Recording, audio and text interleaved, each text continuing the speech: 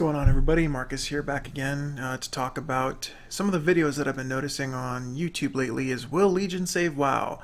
A lot of them have popped up lately, and I think a lot of them did pop up when Legion was announced. The one thing I do want to say about these videos is it's a little presumptuous. It's a little presumptuous to say whether or not an expansion will actually save not only WoW, but the genre in general. So what I'm going to show you guys is some charts and some things that I found. Is the first chart that I wanted to show everybody was the total amount here of MMO subscriptions since MMOs came out. I'll go ahead and zoom in here.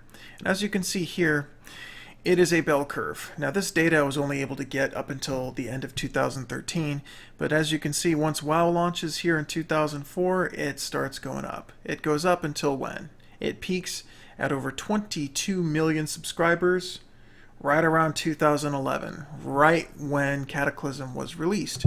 That date is significant because right at that moment, almost all of the MMOs that were around before then started to die off.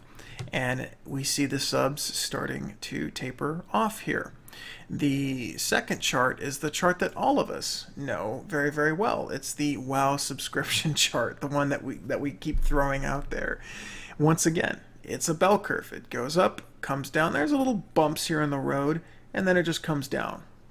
However, the one thing that I do want to say is that when something is as popular as WoW, I'll compare it to, let's say, the WWE, World Wrestling Entertainment, or known as WWF. They went through the exact same peak. They were starting to get popular, and then they peaked right around 1999, 2000, and maybe into 2001. Then they just dropped, but they plateaued. And it's been kind of a bumpy plateau, but they've held X amount of viewers for a lot of time. I think their ratings on television have been around a 3 or 4 for the last, 10 years or so, maybe even longer than that. And the same holds true with World of Warcraft. We saw a significant dip, but I think that the plateau is somewhere around 5 million, give or take 500,000. The reason why I wanted to talk about this, and more specifically this chart, which I think is the most important chart, is MMOs are no longer the hot game. They are no longer the hot game. They're not the genre of games people want to play anymore. And that's significant because before, in around this time, as you can see, anywhere from 2008 to 2011, if you put out an MMO, people were going to play it just because MMOs were the hot game. Everybody was playing them. They're not playing them anymore. In fact, a lot of MMOs have died. Warhammer's dead. Tabula Rasa's dead. Star Wars started out great, and as you can see by this peak right here, this is right before Star Wars comes out. Star Wars comes out and it shoots up a little bit, and then it starts coming back down. So it's not will Legion save WoW, it's what's the future of MMOs? Who will hold the test of time? If any game is going to hold the test of time, it's going to be World of Warcraft. It's the most popular. It defined the genre. Wasn't the first, but it defined the genre. Star Wars is holding steady. We'll go here to, this is not accurate information. This is just what I pulled up on Wikipedia because it's the only information I could get offhand. Was, you've got Star Wars. Well, Star Trek Online's got 2.5 million. Star Wars: The Old Republic has got 1.6. Final Fantasy's estimated at 5 million, and World of Warcraft estimated at around 5.6, but I think we all know that it's much lower than that. So we get to Legion here, and we get to this chart here, and that's really the story. The story is MMOs are on the decline, and there's not much any company can do. Legion could be the best expansion that's ever been out, and it's not going to matter. They're never, ever going to hit mathematically this figure again. They're not going to hit 22 million, and they're certainly not going to hit just over 12 like they did at the launch of Cataclysm. It's just not going to happen. So expecting that, you're just asking to be disappointed.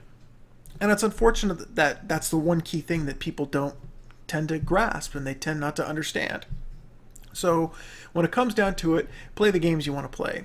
Right now, the average Joe isn't picking up an MMO like he used to. Maybe he played WoW in Vanilla BC, Little Wrath, but those people are all gone now.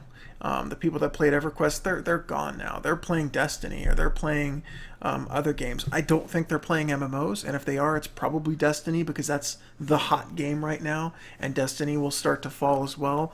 But that's just the name of the game, guys. They're gonna lose subs, but you will find your core spot. You will find your core sweet spot. And I think WoW's core sweet spot is anywhere between 5 and 7 million. Now, I know that there are developers and companies out there that would give their left nut for 5 to 7 million subscribers. We look at 5 million and go, oh my God, it's not 12. Well, I mean, I understand that, but it was an inflated audience and the bubble burst. And now we're right where we probably should be, which is kind of where it kind of held steady around vanilla. And everyone started telling everybody to play WoW, and the South Park episode came out, and then Wrath came out, and all that jazz. So in closing, I just want to say it's a bumpy plateau. There's no reason to think that any expansion can save WoW. It's more of, where's the MMO genre going to go from here? Are people going to flock to MMOs like they did in the past? The answer is no. But that doesn't mean that the MMOs aren't going to be fun, great experiences that they always have been. So that's it for me. Please like, comment, and subscribe with any questions or comments on this video.